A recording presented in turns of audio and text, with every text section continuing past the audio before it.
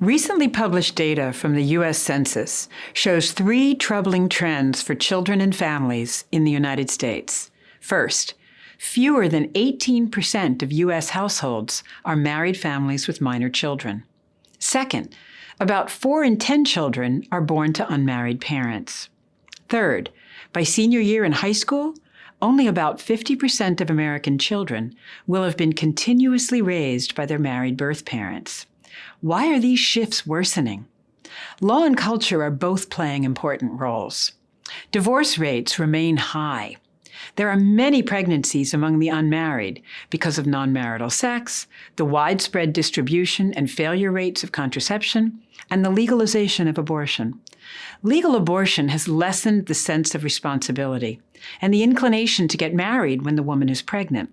Cohabitation has become common and acceptable and has lessened commitment. Statistically, cohabitation before marriage is one of the strongest predictors of divorce. And fewer people subscribe to religious traditions that have long encouraged and supported stable marriage and marital parenting. All of this is happening in a culture that tends to celebrate the individual and material wealth and has an inconsistent relationship with marriage and motherhood.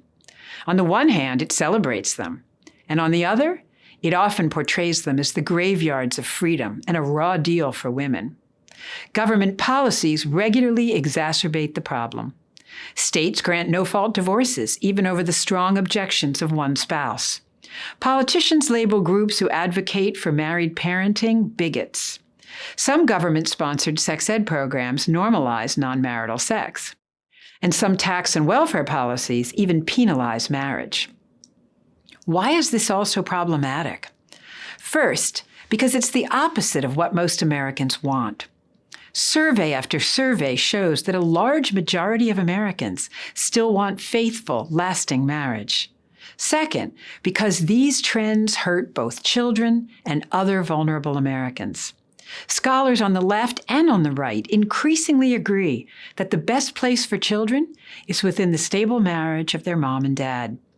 On average, children who enjoy this kind of family life, no matter their race or economic background, have academic, emotional, economic, and many other kinds of advantages. So if all of this is so well known, why aren't we doing better for children and for other vulnerable members of society? Perhaps because family values became a partisan issue and associated with one political party instead of a goal of all Americans. There's also Americans' hesitancy to tell other people what to do when it comes to sex, marriage, and parenting. Perhaps it's because the problem doesn't affect better off and college-educated Americans at the same level. Among these groups, rates of unmarried parenting and divorce are actually relatively low. It's also because not enough Americans are involved yet in the effort to stabilize marriage and encourage parenting within marriage. Helping vulnerable Americans achieve their hopes for marriage and helping their children succeed is a civil rights, a human rights cause of the first order. There are religious and secular groups working hard today, often together, to make this hope a reality.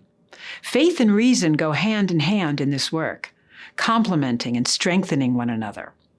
This work has the potential to bridge so many social divides and to give children of every background a level playing field.